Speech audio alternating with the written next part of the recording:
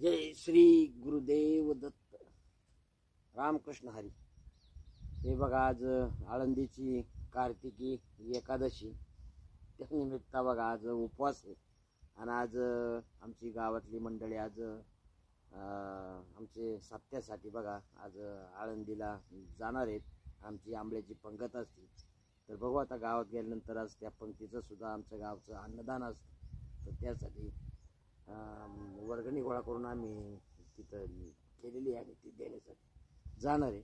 तर बघू आता गावात गेल्यानंतर काय करतंय, किती वाजता जायचं, काय करायचं ते।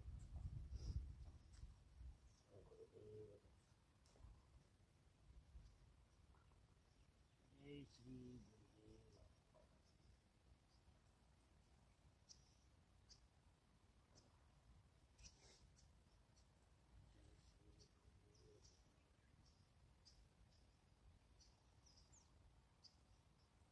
आज आळंदीचा एकादशीनिमित्त मोठा उत्सव असतो तर त्या उत्सवासाठी दरवर्षी जातो आम्ही।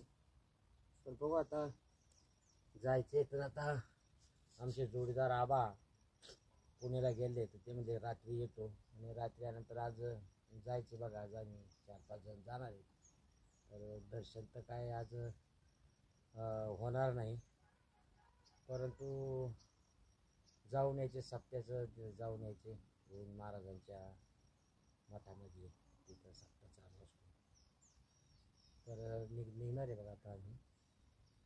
पण आबांचा काय फोन नाही आला अजून, पण बघू आता फोन करून जाऊया म्हणतो। तर जय श्री गुरुदेव दत्त।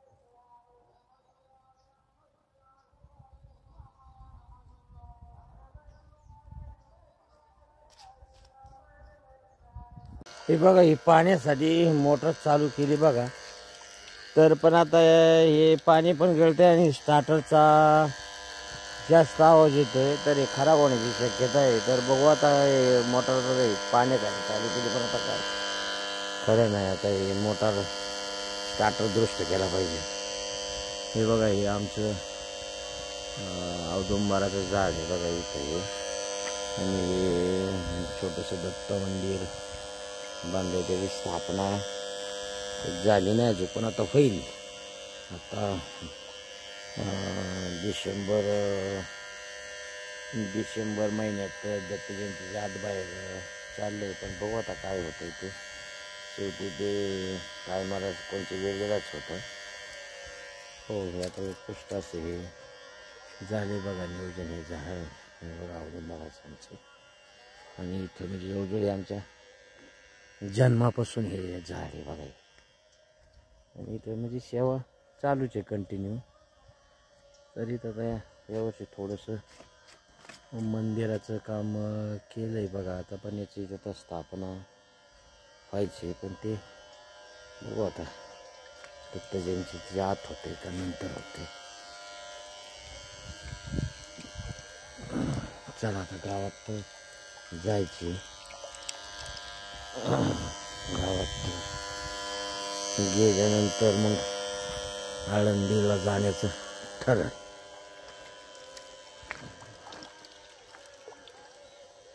त्यात आत्ता बघा आमच्या गावामध्ये एका रात्री बाळूमामाची पालखी आली बघा, आणि ते दरवर्षी एक ना एक पालखी येत राहते तर त्या पालखीचं पण आता दर्शन घ्यायचे। तर आता तिथं बघा आता रात्री जायचं पण ते उशीर आल्यामुळं काही जमलं नाही, पण आज चला आज पालखीचं बाळूमामाचं दर्शन घेण्यासाठी पण जायचे। तर आमचं दरवर्षी आमच्याकडं पालखीचं चांगलं स्वागत होतं बघा बाळूमामाच्या पालखीचं।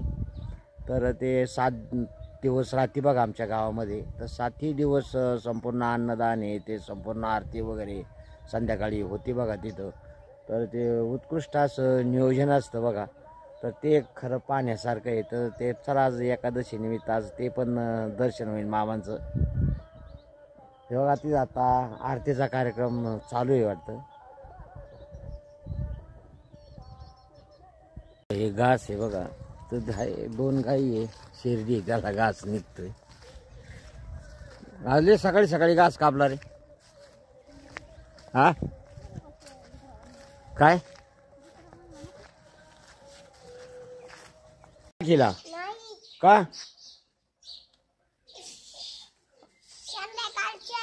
संध्याकाळची आरतीला आता चल की आता पालखीला बघायला हा ते गोडन बैलन ते मेंढर बघायला चल ना